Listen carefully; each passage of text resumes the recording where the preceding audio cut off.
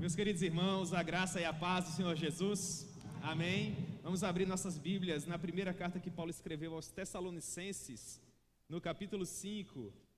Primeiro aos Tessalonicenses, capítulo 5. E nós vamos pensar um pouco hoje à noite acerca da esperança que nos traz paz. Certeza que nos aponta para o fato de que o Senhor Jesus está cada vez mais perto do seu retorno glorioso e que nós precisamos esperá-lo fazendo a sua obra com toda a alegria do nosso coração, apesar das circunstâncias, porque Ele cuidará de nós. A esperança que nos traz paz. Primeiro aos Tessalonicenses, capítulo 5, a partir do versículo 1, nós vamos hoje à noite até o verso 11, e o desejo do meu coração é que Deus possa propor essa palavra às nossas mentes e aos nossos corações, para que nós possamos encontrar segurança nela. Os irmãos encontraram? Amém? 1 Tessalonicenses, capítulo 5, a partir do verso 1, o Senhor nos diz assim: Irmãos, relativamente aos tempos e às épocas, não há necessidade que eu vos escreva, pois vós mesmos estáis inteirados com precisão de que o dia do Senhor vem como ladrão de noite. Quando andarem dizendo paz e segurança, eis que lhes sobrevirá repentina destruição, como vem as dores de parto a que está para dar à luz, e de nenhum modo escaparão. Mas vós, irmãos, não estáis em trevas, para que esse dia, como ladrão, vos apanhe de surpresa. Porquanto vós todos sois filhos da luz e filhos do dia. Nós não somos da noite nem das trevas. Assim, pois, não durmamos como os demais, pelo contrário, vigiemos e sejamos sóbrios. Ora, os que dormem, dormem de noite, e os que se embriagam, é de noite que se embriagam. Nós, porém, que somos do dia, sejamos sóbrios, revestindo-nos da couraça da fé e do amor, e tomando como capacete a esperança da salvação. Porque Deus não nos destinou para a ira, mas para alcançar a salvação mediante o nosso Senhor Jesus Cristo, que morreu por nós, para que, quer vigiemos, quer durmamos, vivamos em união com Ele. Consolai-vos, pois, uns aos outros e edificai-vos reciprocamente, como também estáis fazendo. Amém? Deus propõe a sua palavra ao nosso coração. Vamos orar, irmãos, um pouco mais em nome de Jesus. Senhor, nós amamos o Senhor profundamente e rogamos o teu favor para que de uma maneira simples, de uma maneira objetiva, o Senhor nos ensine o que o apóstolo Paulo quis nos propor quando, inspirado pelo doce Espírito Santo, nos escreveu essas palavras maravilhosas que nós acabamos de ler. Sê misericordioso para conosco, Senhor, e dá-nos algo acerca da esperança que pode trazer paz ao nosso coração. Em nome de Jesus, amém. Muito bem, meus irmãos, na minha maneira de ver a progressão dos documentos do apóstolo Paulo dentro do enredo do Novo Testamento, a primeira carta que ele escreveu à igreja de Tessalônica seria a segunda carta dentro do grupo maior de 13 cartas que ele escreveu. Eu acredito que no final da primeira viagem missionária ele escreveu aos Gálatas, depois ele viveu a experiência da sua segunda viagem missionária, e na porção final dessa segunda viagem missionária, ele escreveu primeiro e segundo aos Tessalonicenses. Portanto, quando nós olhamos para o cânon do Novo Testamento e encontramos Romanos, 1 Coríntios, 2 Coríntios, Gálatas, dentro da disposição do nosso Novo Testamento, aquela maneira de organizar os documentos que Paulo escreveu não é a maneira cronológica, mas os nossos doutrinadores organizaram a nossa Bíblia daquela maneira, com uma ambição pedagógica. Eles colocaram os clássicos paulinos em primeiro lugar, para que dessa maneira nós tivéssemos uma melhor vivência dentro da robusta teologia que o apóstolo Paulo escreveu. Mas, quando nós analisamos a vida do apóstolo Paulo, sobretudo dentro dessa segunda viagem missionária, que nos interessa para a nossa compreensão hoje à noite, nós percebemos que esse documento que nós estamos aqui observando foi de fato o segundo que ele escreveu. E por que Paulo escreveu essa carta? Quando nós estudamos Atos dos Apóstolos, capítulo 17, segunda viagem missionária, Lucas faz menção ao fato de Paulo ter se demorado por apenas 21 dias na cidade de Tessalônica. Em 21 dias ele conseguiu plantar uma igreja na capital da maior província romana, daquilo que seriam os antigos Balcãs europeus. E no capítulo 1 de 1 Tessalonicenses, Paulo, de certa forma, nos apresenta a maneira como ele conseguiu, em apenas 3 sábados, 21 dias, plantar essa igreja. Ele diz em 1 Tessalonicenses, capítulo 1, versículo 5, porque o nosso evangelho não chegou até vós tão somente em palavra, mas sobretudo em poder, no Espírito Santo e em plena convicção. Portanto, como foi que Paulo plantou essa igreja? Em 3 sábados, em 21 dias. Paulo plantou essa igreja em poder, no Espírito Santo e em plena convicção. Ao cabo dos 21 dias, ele foi convidado a se retirar de Tessalônica. Houve um princípio de tumulto ali. Algumas pessoas prenderam aqueles que hospedavam o apóstolo Paulo, e Paulo, percebendo que pessoas que caminhavam com ele estavam tendo a sua vida sido colocada em risco, preferiu deixar Tessalônica partindo para Bereia. Ele evangeliza Bereia, mas estando em Bereia, ele recebe informações de que os irmãos de Tessalônica estavam passando por uma situação difícil, porque a igreja era profundamente superficial do ponto de vista teológico. A igreja estava sofrendo uma profunda perseguição, e aqueles irmãos precisavam de um líder para poder liderá-los e finalmente ampará-los espiritualmente, teologicamente. Eles precisavam de um guia espiritual. Paulo, portanto, decide enviar o nosso irmão Timóteo para lá, e Timóteo, que tinha acabado de sair de casa, na minha maneira de ver, sendo uma espécie de adolescente que deixava a adolescência entrando na fase mais madura, mais jovem da vida, por assim dizer. Ele teria entre 16 e 17 anos de idade, e ele recebe essa responsabilidade e vai para lá. Paulo nos diz isso em 1 Tessalonicenses capítulo 3, versículo 1, pelo que, não podendo suportar mais o cuidado por vós, pareceu-nos bem ficar sozinho em Atenas, e enviamos o nosso irmão Timóteo, que é um ministro de Deus no Evangelho de Cristo Jesus, para, em benefício da vossa fé, confirmar-vos e exortar-vos. Portanto, Paulo permanece sozinho, ele envia Timóteo para a região de Tessalônica. Timóteo procura orientar, Timóteo procura alimentar espiritualmente aqueles irmãos, e depois Timóteo retorna. E quando Timóteo retorna, ele leva informações de qual era alguns dos principais problemas que aqueles irmãos enfrentavam. Dentre as dúvidas que eles possuíam, das dúvidas que eles nutriam no coração, havia uma grande dificuldade quanto à compreensão de como aconteceria o retorno glorioso do Senhor Jesus. Os nossos irmãos em Tessalônica não sabiam como se daria o arrebatamento. E mais, alguns irmãos preciosos, dentro desse intervalo de tempo, haviam partido para estar com o Senhor, haviam morrido. E eles não sabiam o que aconteceria com aqueles que morreram. E os que morreram, perderam a salvação? Se não perderam, como é que eles se encontrarão com Jesus? Eles ressuscitarão? Em que corpo? Como isso se dará? Eram muitas dúvidas, e Timóteo era um garoto ainda.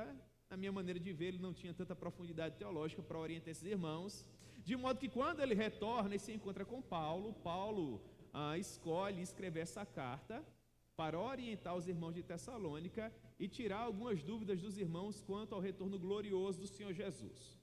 Portanto, se você fizer uma análise de 1 Tessalonicenses, você vai ver que no capítulo 1, Paulo fala acerca da maneira como ele evangelizou a cidade. No capítulo 2, ele fala das suas lutas ali, da maneira como as pessoas se levantaram para dizer que ele não pregava um verdadeiro evangelho, ou que pregava um evangelho ao gosto do freguês. E Paulo nos ensina no capítulo 2 que ele nunca pregou o evangelho para agradar a quem quer que seja, porque ele nunca buscou a glória de homem algum, nem procurou agradar a homem algum, mas que sempre pregou o evangelho com intrepidez e com muita audácia e coragem. No capítulo 3 ele nos ensina como foi que ele procurou resolver os problemas da igreja, enviando até lá o nosso irmão Timóteo, e só a partir do capítulo 4 é que ele começa de fato a tirar as dúvidas da igreja de Tessalônica. E é muito importante para nós, irmãos, compreendermos algo do que Paulo trata no capítulo 4, porque a minha ambição hoje à noite com vocês é falar sobre esperança, uma esperança que nos traz paz, uma esperança que nos ajuda a não andarmos abalados com as transformações que nós experimentamos enquanto peregrinos e forasteiros sobre a face da terra. E é justamente isso que Paulo procura fazer com os irmãos de Tessalônica, que se encontravam num momento de desassossego, num momento de profunda perturbação. E Paulo diz que eles deveriam colocar toda a sua confiança no Senhor, porque Deus estava, afinal de contas, no controle de tudo. Portanto, nós vamos voltar um pouco ao capítulo 4, vamos procurar compreender o que Paulo tratou nesse capítulo, e depois, rapidamente, nós vamos tratar do capítulo 5, que nós estivemos lendo. E por que nós vamos fazer isso? Porque no versículo 1 do capítulo 5, Paulo diz que os irmãos não deviam estar preocupados com tempos ou épocas, porque isso não dizia respeito à responsabilidade que eles possuíam enquanto adoradores dentro da igreja. Paulo diz: eu não tenho que me preocupar sobre como explicar a vocês o que acontecerá no futuro, porque o futuro não diz respeito a vocês. Vocês não precisam estar preocupados com o futuro. O futuro de vocês foi assegurado pela vitória de Cristo na cruz do Calvário. Portanto, irmãos, relativamente aos tempos e a épocas, não há necessidade que eu vos escreva. Por quê? Porque aquilo que vocês precisam saber acerca do futuro de vocês, vocês já sabem. E o que seria, em primeiro lugar, que nós, os que porventura estivermos vivos por ocasião do retorno glorioso do Senhor Jesus, por ocasião do arrebatamento, de maneira nenhuma precederemos aqueles que morreram em Cristo. Paulo, no capítulo 4, do verso 13 ao verso 18, está explicando acerca do retorno do Senhor Jesus. E ele diz assim, a partir do verso 15: ora, ainda vos declaramos por palavra do Senhor. Perceba, Paulo está falando a respeito da palavra do próprio Deus. E ele diz: isto, nós, os vivos, os que ficarmos até a vinda do Senhor, de modo algum precederemos os que dormem. Porquanto o Senhor mesmo, dada a sua palavra de ordem, ouvida a voz do arcanjo e ressoada a trombeta de Deus, descerá dos céus, e os mortos em Cristo ressuscitarão primeiro. Portanto, para a igreja de Tessalônica, que estava precisando de esperança, que estava vivendo a situação de desassossego, que Paulo diz que eles não deviam se preocupar com o futuro, porque, em primeiro lugar, os mortos, aqueles que partiram para estar com o Senhor, estes ressuscitariam em glória. Portanto, no que diz respeito à situação daqueles que partiram, eles não deveriam se preocupar, porque Deus havia assegurado a vida eterna daquelas pessoas preciosas que haviam morrido com o Senhor. Mas eles podiam estar preocupados no que diz respeito à pessoa deles próprios. E o que seria deles? Então Paulo diz: depois, aqueles que porventura estiverem vivos, por ocasião do retorno do Senhor Jesus, estes terão seus corpos transformados. Verso 17, 1 Tessalonicenses 4,17: depois nós, os vivos, os que ficarmos, seremos arrebatados juntamente com eles, entre nuvens, para o encontro do Senhor nos ares, e assim estaremos para sempre com o Senhor. Meus irmãos, a igreja de Tessalônica estava preocupada com questões que diziam respeito à sua vida histórica, à sua vida presente. Eles queriam saber o que seria da sua comunidade amanhã. Paulo teria N maneiras de responder às inquietações daqueles irmãos, mas Paulo prefere aquietá-los, dizendo o quê? Meus irmãos, não se preocupem com o futuro. Por quê? Porque aqueles que morreram em Cristo vão ressuscitar e terão um corpo de glória. Vocês que porventura estiverem vivos por ocasião do retorno glorioso do Senhor, vocês terão seus corpos transformados. Vocês se unirão àqueles que porventura morreram antes de vocês, e por toda a eternidade vocês estarão na presença do Senhor. Verso 18 do capítulo 4: consolai-vos, pois, uns aos outros com estas palavras. Perceba, a condição histórica da igreja de Tessalônica era a mesma condição de todos nós nos dias atuais. Todos os seres humanos, em todas as gerações que nos antecederam, e até nas gerações que ainda virão, andarão preocupados com alguma coisa. Isso é da nossa natureza.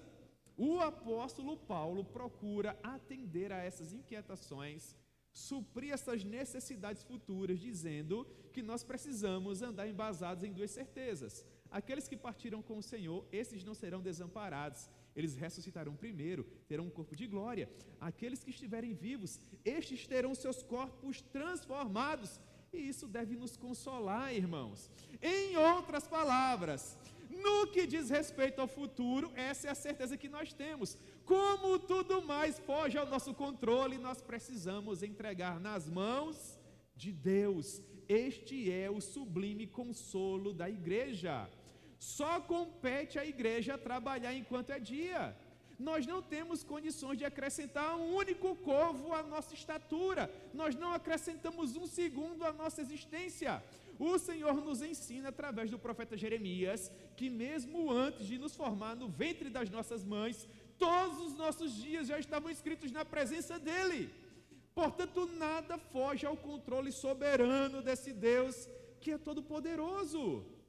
Todo o nosso desânimo, quando nós analisamos textos assim, é convertido em motivação e desejo de envolvermos-nos cada vez mais com a obra de Deus, no poder do Espírito Santo, porque nós sabemos que há um Deus que cuida de nós,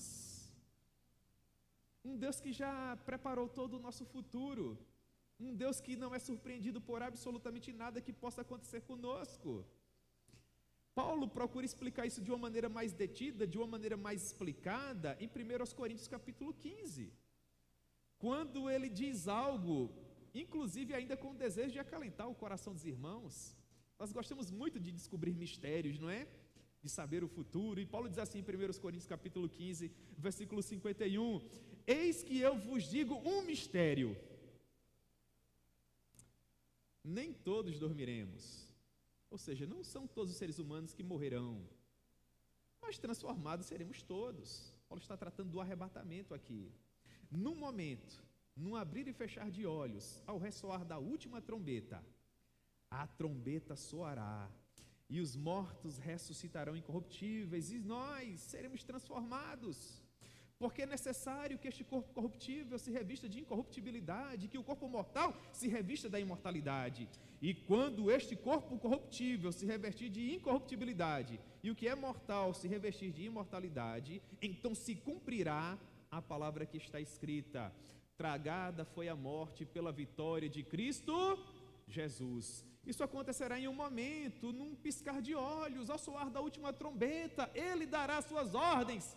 E nós, irmãos, temos que estar preparados para esse momento. Isso deve estar em nosso coração, a certeza de que um dia a trombeta soará. Nós podemos estar cuidando da casa, na empresa onde trabalhamos, dirigindo o nosso automóvel, ou mesmo tirando aquele sono após o almoço, nós não sabemos. Isso deve de fato, irmão, ser a nossa esperança. Isso deve de fato encher o nosso coração. É com isso que nós devemos estar sempre ansiosos. E é nisto que nós devemos colocar de fato as nossas expectativas. O que acontecerá amanhã? Amanhã o Senhor pode voltar. Essa é a única certeza que Ele nos dá. Tudo mais é incerto. Nós não temos nenhum outro norte, não há nenhuma outra expectativa. Nós não temos que nos preocupar com nenhuma outra coisa. O nosso coração deve apontar e voltar-se tão somente para isso, que um dia, em um átimo de segundo, muito mais rápido que um piscar de olhos, no tempo apropriado, determinado por Ele, Ele voltará. Basta colocar o coração nisso, irmãos. Você não tem que se preocupar em como será o Brasil daqui a 4 anos, porque Jesus pode voltar hoje à noite. Você tem que fazer o que você deve fazer hoje, agora. Não se angustie por tudo aquilo que pode acontecer, porque não pode acontecer. Não se angustie por pessoas que podem vir, porque talvez elas não venham. Pastor, e no que eu devo pensar? Portanto, pense no retorno glorioso dele. Pense que a trombeta soará. Portanto, irmãos, nós precisamos ter seguro em nosso coração que a promessa do retorno glorioso de Cristo Jesus deve nos trazer conforto e não desassossego ou assombro ao nosso coração, como se a nossa vida dependesse de circunstâncias outras. Nós temos responsabilidades humanas, cívicas, sociais, culturais, mas todas elas são efêmeras, todas elas são fugazes, todas elas são como a neblina da manhã que cedo se esvai, todas elas passarão. Portanto, Paulo diz, conhecendo a natureza humana, que no que diz respeito aos tempos e às épocas, não há necessidade que ele nos escreva. Por quê? porque nós mesmos estamos inteirados com precisão que o dia do Senhor vem como ladrão de noite. Palavras do Senhor Jesus: passarão os céus e a terra, porém as minhas palavras não haverão de passar. Ele virá com os anjos, ele virá nas nuvens, ele virá ao soar da última trombeta, e nós precisamos estar preparados. E é interessante notar que nós, que somos os eleitos, nós que somos os crentes, não precisamos estar preparados no sentido de andar angustiados, preocupados. Meu Deus, Jesus pode voltar hoje à noite, será que eu estou de fato com um relacionamento alinhado com Ele? Angustiado, ressabiado. Não, irmãos, Jesus veio justamente para que nós não tivéssemos medo. Ele pagou o preço para que toda a ira fosse afastada. O sacrifício dele, entenda você, foi perfeito, suficiente e eficaz. Se você está com Cristo, ele pode vir agora, você está pronto. Se você está com Cristo, não há pontas soltas na sua vida quanto à salvação. Porque entenda de uma vez por todas, meu irmão, pecador você é, pecados você cometerá, você não tem prazer no pecado, o pecado é um acidente na sua vida. Se apenas pessoas que não tivessem nenhum pecado estivessem de fato preparadas para subir com o Senhor até as alturas, não haveria ninguém no céu, porque hoje, por mais que nós procuremos nos santificar, nós pecamos. Jesus leva isso em consideração, é por isso que na cruz do Calvário todo o pecado foi perdoado, para que quando Ele retornar, nós estejamos prontos, preparados. Não significa dizer que você vai viver como você quiser, porque você é santo, você é uma nova criatura, mas você não estará mais angustiado e preocupado, porque você sabe que aquilo que Ele fez por você na cruz é suficiente para te trazer toda a paz. Na verdade, você pode dizer com o seu coração nesse momento: pode voltar agora, Jesus, eu estou preparado. Eu não tenho o que temer, porque eu sei que o meu Redentor vive, Ele me conhece melhor do que ninguém. Portanto, o dia do retorno de Jesus será o dia mais importante e mais feliz das nossas vidas. Esse é o dia que nos dá esperança, esse é o dia que enche o nosso coração de paz. Você faz uma análise dos heróis que nos antecederam no passado, homens e mulheres que sofreram muito por amar a Jesus, e no momento em que eles estavam experimentando o ápice da dor, sabe o que os consolava? Eu sei que o meu Redentor, e que por fim se levantará, a vitória, irmãos, é nossa e ela é assegurada. Isso deve de fato nos tornar o povo mais feliz da terra. Portanto, irmãos, nós devemos estar preparados para esse encontro glorioso. Esse encontro que é maravilhoso. E Jesus pode voltar quando tudo estiver bem, assim como Ele pode voltar quando tudo estiver mal. Portanto, você não tem que se preocupar se tudo vai bem, se tudo vai mal, porque no bem ou no mal Ele virá. E todo olho verá. Não é isso que diz o versículo 3? Quando andarem dizendo paz e segurança, está tudo bem. Eis que lhe sobreverá repentina destruição. Como vêm as dores de parto, aquela que está para dar à luz, e de nenhum modo escaparão. E de nenhum modo escaparão. Pelo fato de nós não sabermos o dia e a hora em que Jesus virá, nós devemos andar preocupados e cabisbaixos, como quem não tem esperança. Nós vamos andar preocupados, entristecidos, porque nós não sabemos quando Jesus virá, porque nós não sabemos o que será da nossa vida amanhã, porque nós não sabemos o que será do valor da cesta básica ou algo do tipo, irmãos. Não, pois a certeza de que temos, de que estamos seguros em Cristo, nos enche de toda a paz. É com estas palavras de esperança que Paulo inicia a próxima sessão. Ele diz no versículo 4: mas vós, irmãos, não estáis em trevas. Entenda como a maneira como Paulo constrói o seu argumento é maravilhosa. Ele diz, quando as pessoas, no entendimento dela, disserem, versículo 3, que a paz e segurança, na verdade, virá, destruição. Você percebe como essa ideia é contraproducente? Para uns é paz e segurança, para outros é o quê? Destruição. Os seres humanos sempre andarão nessa perspectiva antitética, antagônica. Um grupo de pessoas olhará para o quadro social e dirá, paz e segurança. Outros olharão para o mesmo quadro e dirão, é destruição total. Você consegue ver isso? Sempre será algo ruim para uns e bom para outros. Jesus não leva isso em consideração. Por isso nós não temos que andar preocupados com esse tipo de coisa. Porque, irmãos, e o versículo 4 deveria ser escrito com letras douradas, porque nós não estamos em trevas. Não, nós não estamos em trevas, para que esse dia como ladrão nos apanhe de surpresa. Nós não estamos em trevas. Você sabe o que significa? Paulo está fazendo menção ao fato de que, tendo compreendido e se apropriado por meio da fé da mensagem da cruz, essa compreensão do que Cristo fez se tornou uma nova criatura. De uma vez por todas, você deixou de ser escravo do pecado, abandonou o império das trevas e se tornou um filho da luz. E não há nada que faça com que você decaia dessa posição. Se Jesus salvou você, você está salvo. Se você se apropriou daquilo que Ele fez na cruz do Calvário por meio da fé, você é uma nova criatura. E isso não pode mudar. E isso nos torna o povo mais feliz da terra. Porque compreender o Evangelho personifica a paz que excede a todo o entendimento. Na minha maneira de ver, eu devo me comportar dessa maneira, para dessa forma cuidar bem de mim, da minha família e das pessoas que são importantes para mim e para as pessoas que eu amo. Eu quero ser um bom cidadão dessa maneira. O plano dá errado. O que acontece? Meu irmão, isso não frustra os planos de Deus na sua vida. O fato de você ser aprovado ou não, o fato de você conseguir aquele emprego dos sonhos ou não, o fato de você conseguir aquela casa que você planejou ou não, o fato de você fazer aquela viagem que você sempre sonhou ou não, nada disso frustra aquilo que de fato torna você uma pessoa feliz. O que torna você uma pessoa feliz não são aqueles que vêm e vão. O que torna você uma pessoa feliz não são as circunstâncias que norteiam a tua vida. O que torna você feliz não são as viagens que você faz ou não faz, os bens que você tem ou você não tem.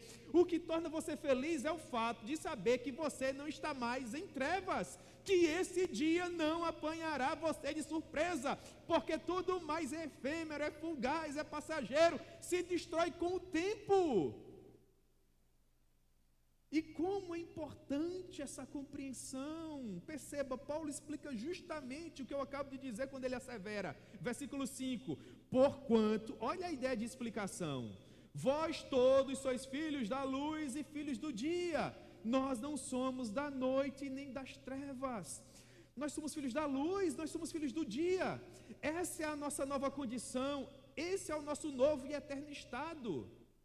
Agora, a nossa missão é não perdermos de vista tudo isso que nós conquistamos em Cristo.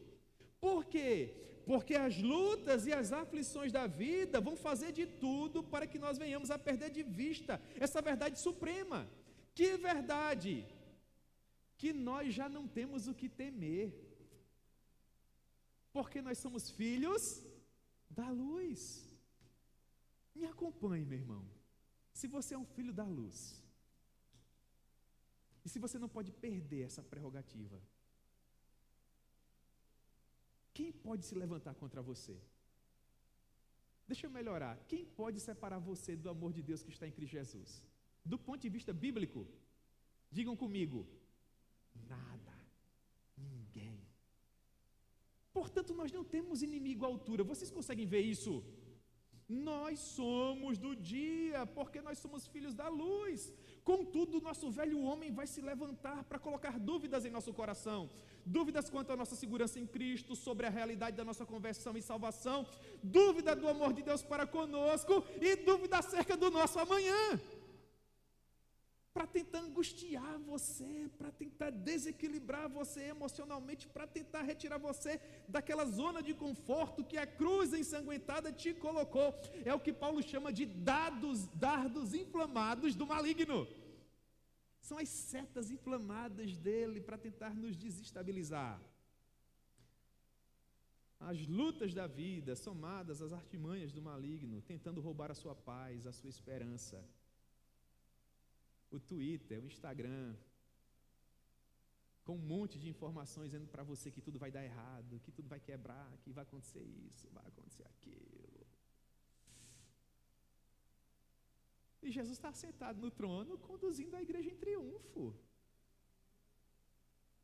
Portanto, ele diz, versículo 6, assim, pois, não durmamos como os demais, pelo contrário, vigiemos e sejamos sóbrios. Vigie, em outras palavras, esteja alerta, de olhos abertos, seja sóbrio, mantenha-se no controle das suas faculdades, tenha controle do seu coração.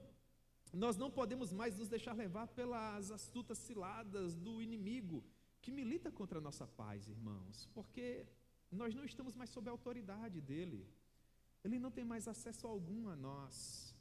Você lembra?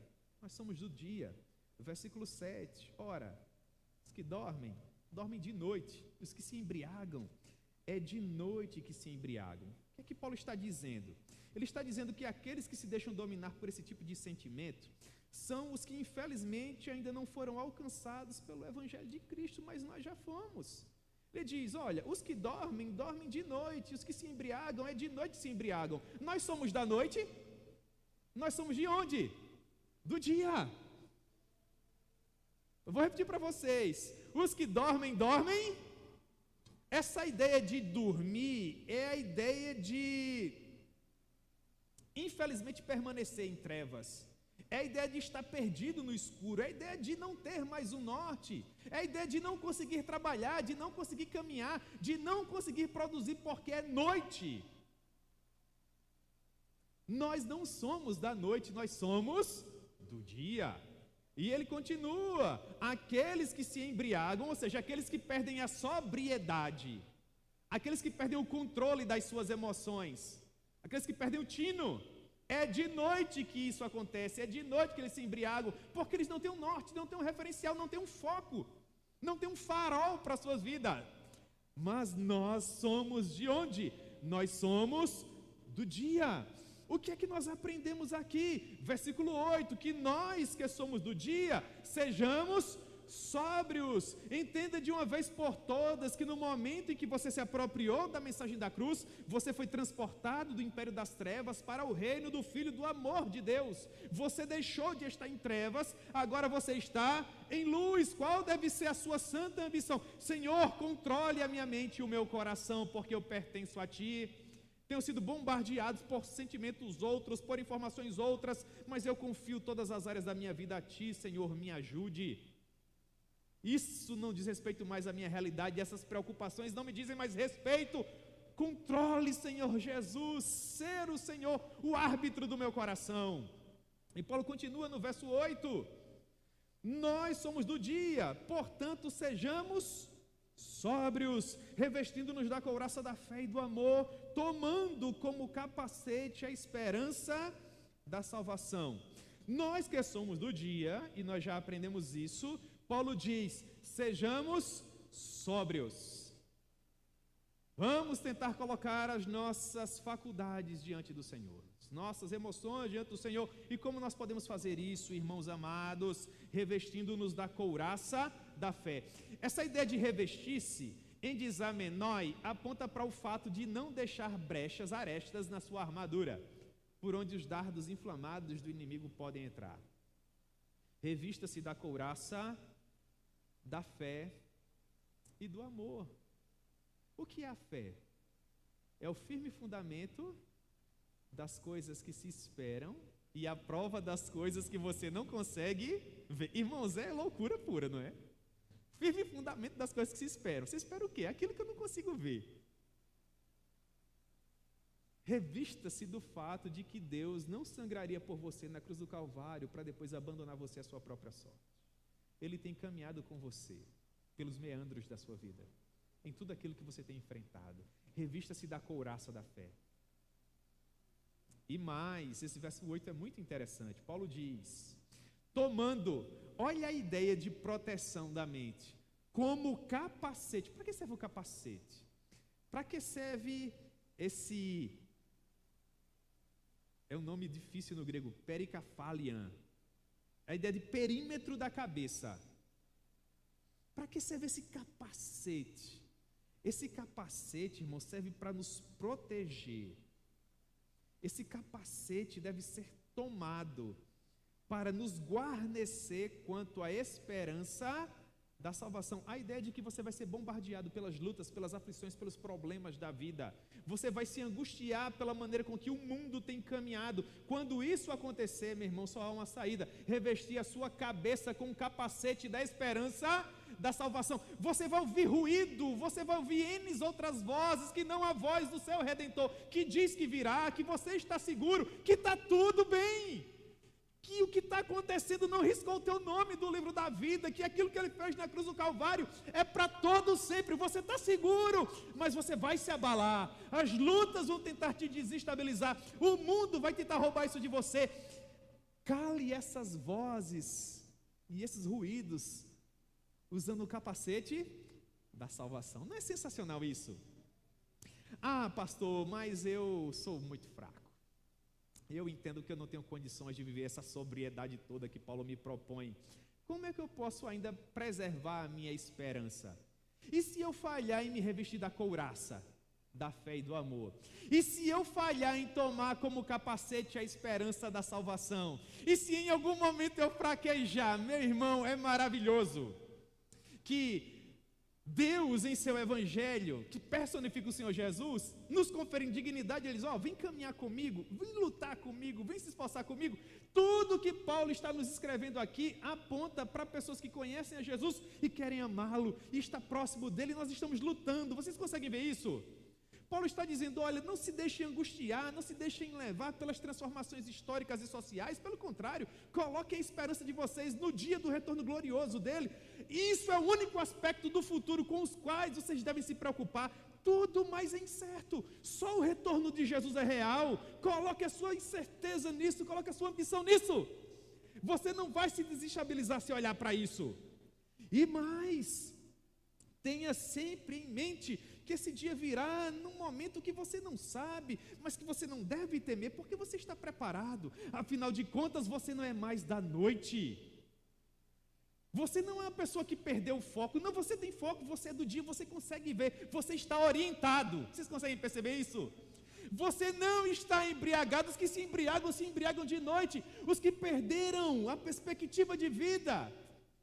Perderam porque não tem Jesus, mas você é de dia. Ou melhor, é do dia. Você sabe de onde você saiu, onde você está, você sabe para onde você vai. Portanto, fortaleça-se dessa certeza como de uma couraça. E proteja sua mente como o capacete da esperança da sua salvação. Mas não se preocupe se você falhar. E eu amo esse texto por isso. Se você falhar, há alguém do seu lado que não falha.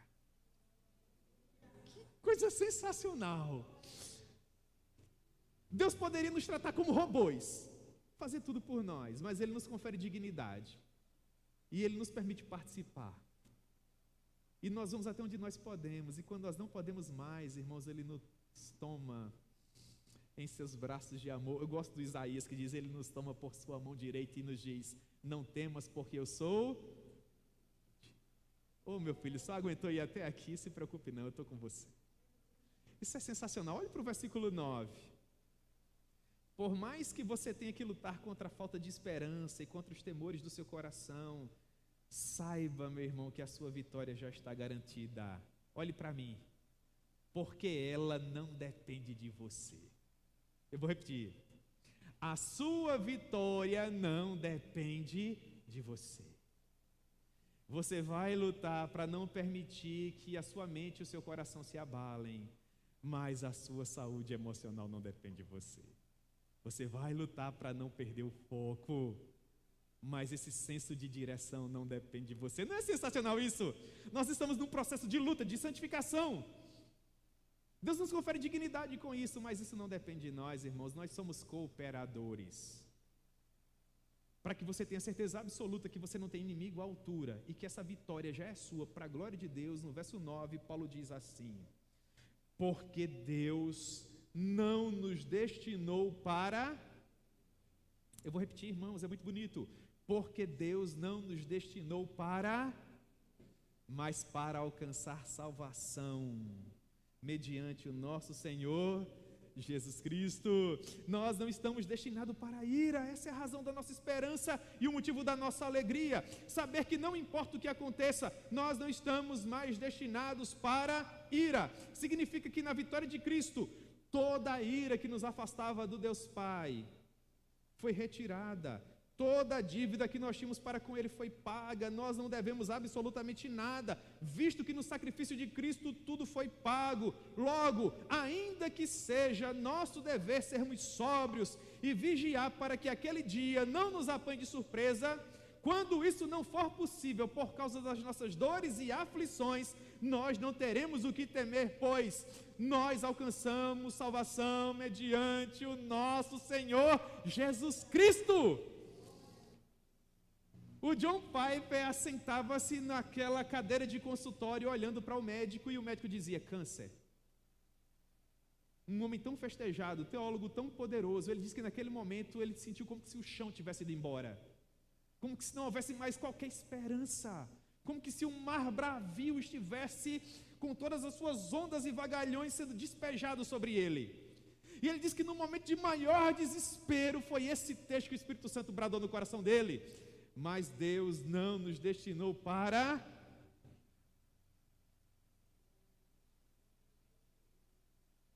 Não tem a ver com qualquer dívida, não tem a ver com ira,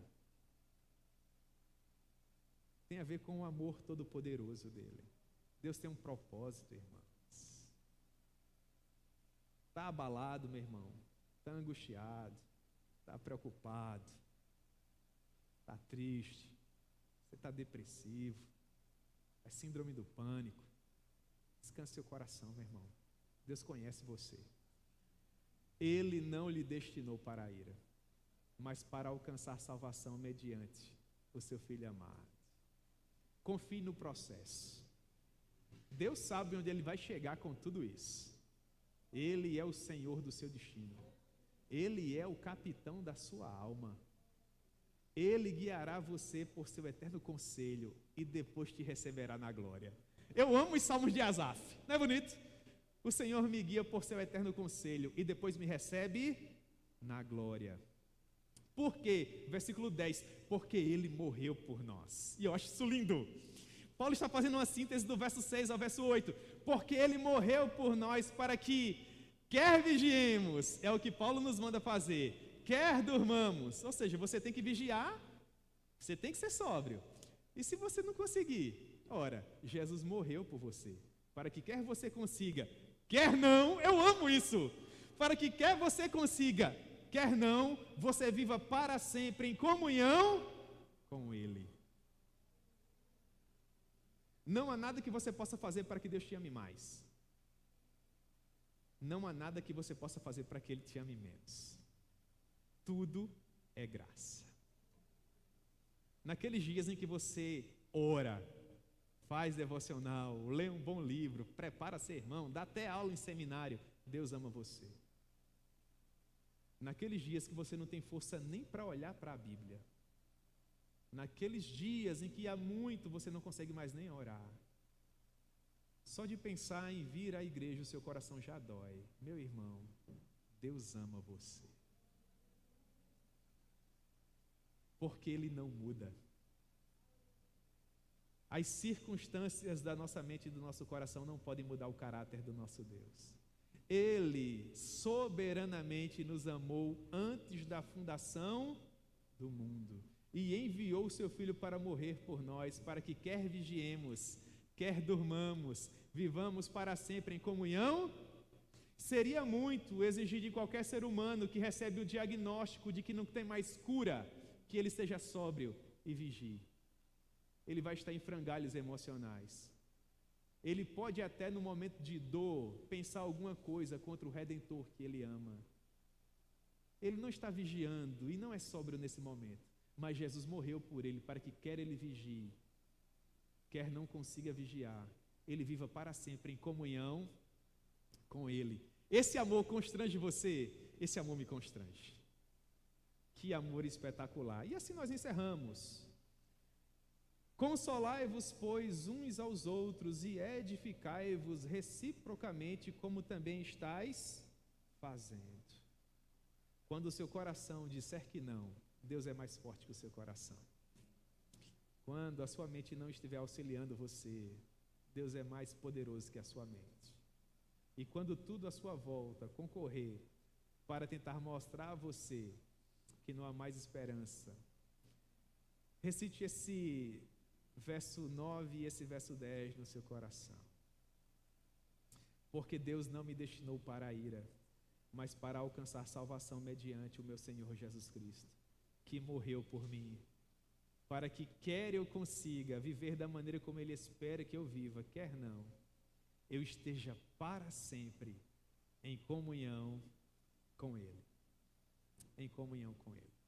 Meus irmãos, como isso me confortou hoje? Eu passei o dia inteiro pensando nesse texto hoje, em todas as circunstâncias, em tudo que eu vivi, em tudo que eu vou viver, e como eu saí de casa fortalecido para vir conversar com vocês hoje à noite. Espero que essa palavra possa fortalecer o coração de vocês. Espero que vocês possam caminhar um pouco mais com essa palavra, porque eu seguramente vou caminhar em nome de Jesus. Amém?